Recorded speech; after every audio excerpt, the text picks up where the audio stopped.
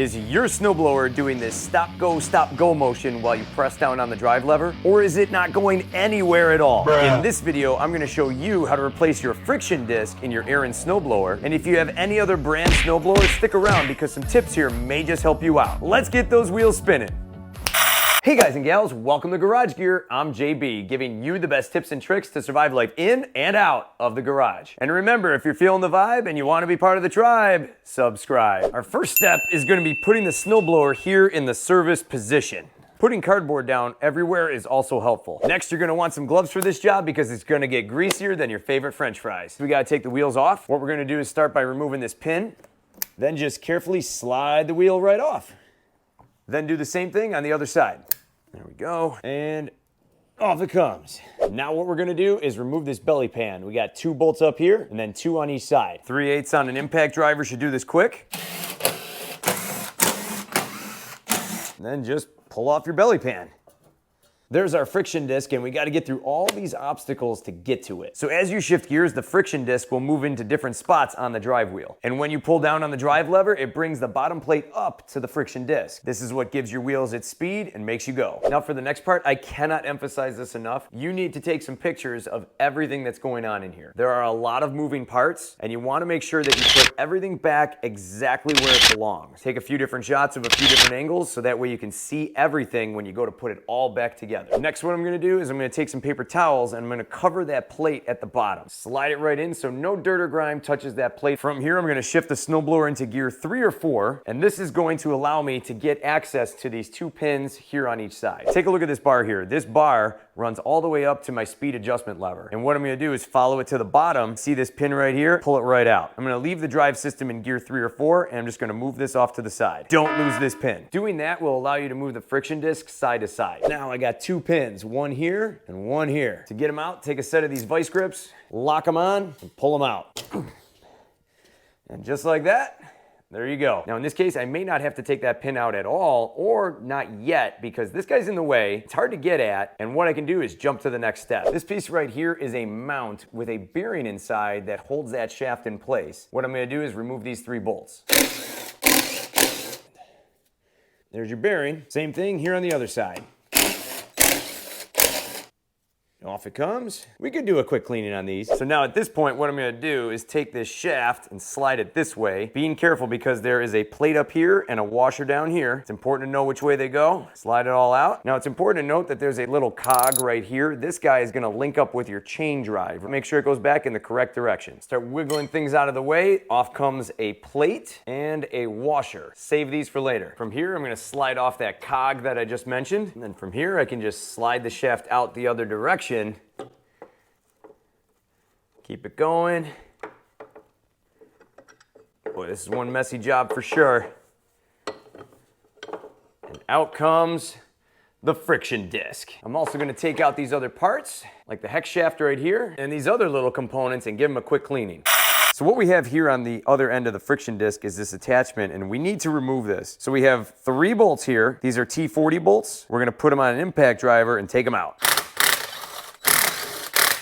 And there is a used friction disc. Here is the old friction disc, and here is the new friction disc. And the replacement part number for this drive disc is 76-067-0, and it's made by Oregon. As you can see here, this one has a lot less tread compared to the new one. Over time, these guys just wear right down. Some of these friction discs, if they're really worn, they might have a bite taken out of the rubber right here. It'll look like a chewed off donut. In that circumstance, you definitely need to replace this bad boy. So when you think about it, every time you push down on that drive lever, this guy grabs onto that metal plate and it wears down just a little bit more each time. And you can see here that this edge is getting really close to the metal. I maybe had another season or 2, and that would be it on this thing. Now, my Ariens snowblower is 10 years old, and I would venture to say that it sees regular to heavy use. I live in Buffalo, it snows a lot, and then some seasons it doesn't snow as much. But all in all, it does see about 20 to 30 uses per season. So that's a lot of times up and down on that lever, and eventually things are gonna start to wear down. So if you are at the 10-year mark, you probably wanna replace it with a new one. And to keep this video going for the next 10 years and beyond, would you mind taking a super quick second to hit that like button down below for the YouTube algorithm?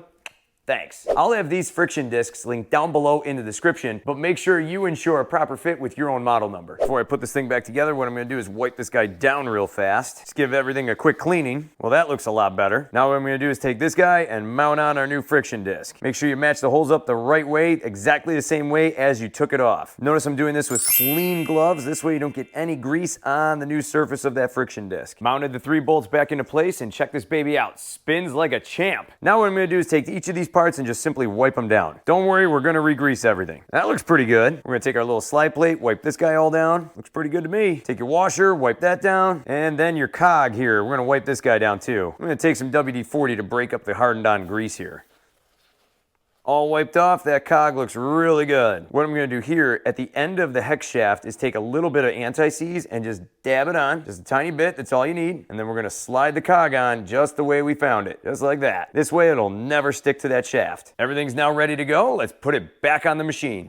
Why is it that when I'm working on these things, I feel like I'm trying to fix something inside of a toaster? There is not a lot of room to work in here. Before I slide this guy in, I'm also gonna take some red and tacky grease and jam it all the way in the hole. There you go. This will help keep that hex shaft moving all the way through. So right now I'm gonna take my friction disc, I'm gonna carefully glide her back in. Again, we don't wanna get any grease on the rubber. And then from here, while holding the disc in place, what I'm gonna do is slide the shaft in from the side, slide it all the way through. I did have to take my cog off on the end. Keep sliding the shaft in, reach over, slide on the cog. Now what I'm gonna do, you can see that I have my cog back on, wrap that chain right around it, and then from there, just slide the shaft back through. From here, I'm gonna bring my shifting fork all the way over to this side. Now this attachment right here that connects to your friction disc, it has 2 studs on it, right here on one, and then one at the bottom. I'm gonna take my washer here and put it on the bottom one, and this is almost where you need another set of hands. I'm gonna take this little slip plate right here, and this little guy is gonna go right here on the top stud, and you're gonna slip it underneath the top fork. Just like that, wiggle her into place.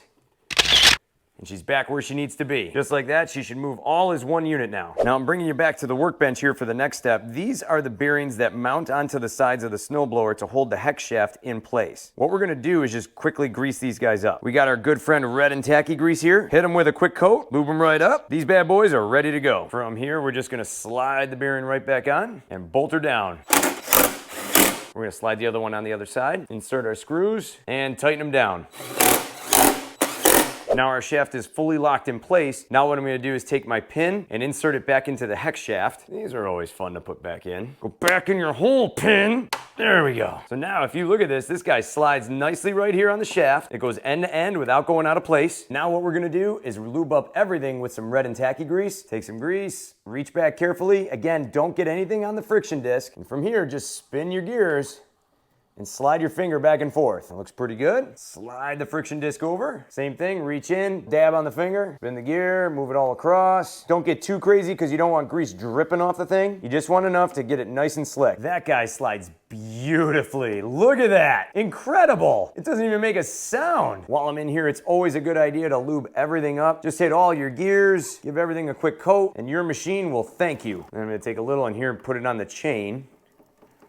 This way everybody's happy in here. It's also a great idea to grease any ports that you have on the side while you have the wheels off. Reattach the speed control arm and reinsert the pin. All set. Oh my God, that shifts beautifully. Look at that. Wow. You can feel the difference. While you have the wheels off here, this is a great opportunity to take something like a rust inhibitor from Liquid Wrench, spray it on a paper towel, and just wipe around, clean everything off, and protect it. Hit the other side as well and get it nice and clean. You don't get many opportunities to get in here and do this. Another great step to take here before you put the wheels back on is to take some anti-seize and lube up the shaft. This way the wheel will never stick, and if you ever have to get back inside the drive system again, this will make your life a lot easier. A thin coat is all you need, and make sure you do the same thing on the other side. At this point, we're now gonna take out our now messy, very messy paper towel, and lo and behold, our plate on the bottom looks really clean. As we start to wrap this up, from here we're gonna put the belly pan back on. From here, bolt her down. From here, slide your wheels back into place. And finally, reinsert your pins to lock your wheels in place. There we go. And done. All right, let's tip her on back. If you're ready, I'm ready. Let's put this baby through a test run and get it through its gears. Here we go, gear 1.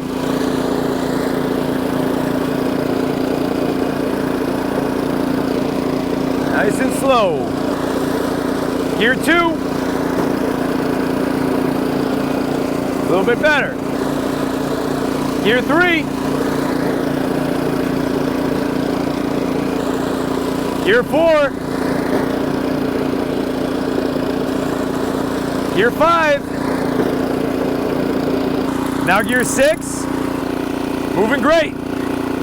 Every gear is fully operational. The friction disc is working great. We're all set for the next winter season.